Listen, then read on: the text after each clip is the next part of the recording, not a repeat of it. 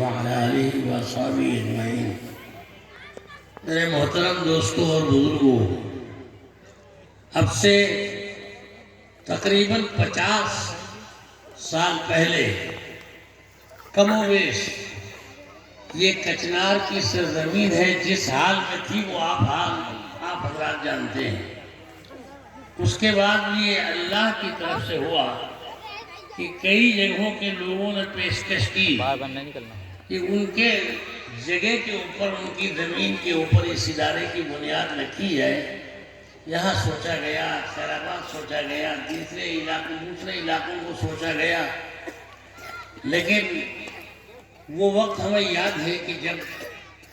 ہم خیر آباد وغیرہ گئے تھے دیکھنے کے لیے، یہاں کے لوگوں کو معلوم ہوا کہ خیر آباد کی زمین کو طے کیا جا رہا ہے تو پوری بیل گاڑی اور بھر کر کے کئی یہ اور حیرت کی بات ہے کہ یہاں کی بعض گاڑیوں کے اندر عورتیں بھی اللہ ان کو جزائے خیر دے، ہم نہیں بتا سکتے کہ ان عورتوں نے اپنے کانوں کے بندے ہاتھ میں لیے ہیں اور کانوں کے بندے لے کر کے پہنچی مارنا ہمارے پاس کچھ بھی نہیں ہے، یہ قبول کر لیجیے اور زمین مدرسے کے لیے ہمارے حوالے کر دیجیے۔ یہاں اس قسم کی پیشکش جب ہوئی تو وہ وقت وہ تھا کہ ہم نے جب طے کی ہے تاریخ تو یہاں سے لے کے دیوبند بھی اور کیا نام آپ کا ندوہ بھی اور دیگر علاقے بھی، اور حتیٰ کہ حضرت مولانا علی میاں صاحب رحمۃ اللہ علیہ اس زمانے میں حیات تھے، حضرت مولانا عبداللہ عباس صاحب حیات تھے، حضرت مولانا عبدالعزیز صاحب جامع مسجد نبوی کے جو تعمیرات کے سلسلے کے ذمہ دار تھے، یہ سب لوگ یہاں تشریف لائے اور یہاں تشریف لا کر کے حضرت مولانا علی میاں صاحب رحمۃ اللہ علیہ نے یہاں بنیاد رکھی ہے جہاں پر اس وقت مسجد کے ستون کھڑے ہوئے ہیں۔ وہاں پر حضرت مولانا علی میاں صاحب رحمۃ اللہ علیہ نے بنیاد رکھی، وہاں دعا مانگی، پہلی اینٹ وہیں رکھی گئی، اور اس کے بعد پھر مولانا عبداللہ عباس ندوی نے اس وقت 10,000 روپے اس کو انعام دیے۔ یہ پہلا چندہ ہے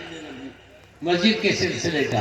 اور اس کے بعد پھر گھر جانے کے بعد حضرت مولانا علی میاں صاحب رحمۃ اللہ علیہ نے بھی اس سلسلے میں ہماری بے بسی اور بے کسی کو دیکھ کر کے اور اس پورے علاقے کو دیکھ کر کے اس وقت انہوں نے بھی تعاون فرمایا،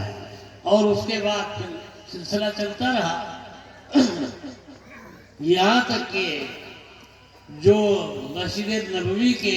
ذمہ دار تھے انہوں نے بھی اس میں تعاون کیا۔ تو اس صورت سے اس مسجد کی ابتدا ہوئی ہے، گویا کہ اس مسجد کے اندر مسجد نبوی کے ذمہ داروں کا بھی پیسہ لگا ہے اس کی ابتدا کے اندر، اور پھر اس کے بعد اس کی تعمیر ہوتی رہی ہے۔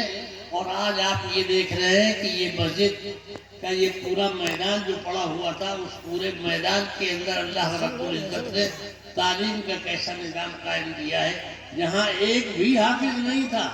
جہاں ایک بھی عالم نہیں تھا، سینکڑوں بچے حافظ ہو گئے یہاں، اور یہاں کتنے عالم ہو گئے اور یہاں کتنے مفتی ہو گئے۔ یہ سب کچھ ہوا ہے، یہ سب آپ حضرات کے تعاون اور آپ کے حضرات کی دعاؤں کا نتیجہ ہے۔ اب تک اتنا ہوا ہے اور آپ حضرات کا تعاون، اس سے یقین ہے کہ اللہ پاک اس کو آخر تک پہنچائیں گے، اور یہ مرکز بنے گا پورے اس علاقے کے اندر دین کی سرسبزی اور شادابی کا۔ اللہ اس کے لیے ہم سب کو قبول فرمائے، اور آپ سب حضرات کی آمد، ہمارے علماء کرام، ہمارے شیخ العزیز یہاں موجود ہیں اس وقت، ان سب کی دعاؤں سے یقین ہے کہ اللہ رب العزت ہماری ان محنتوں کو سرسبزی اور شادابی سے ہمکنار فرمائے۔ اس کے لیے اب اور کچھ کہنا نہیں ہے، بس دعا کر لیجیے، درود شریف پڑھ لیں اور دعا کریں۔ اور کہا گیا ہے کہ کھانا کھائے بغیر نہ جائیں، کھانا کھا کے جائیں۔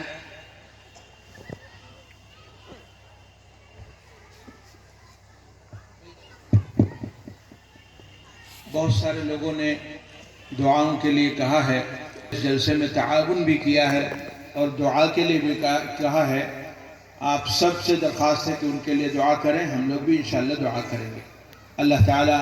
ان کو جزائے خیر بھی عطا فرمائے،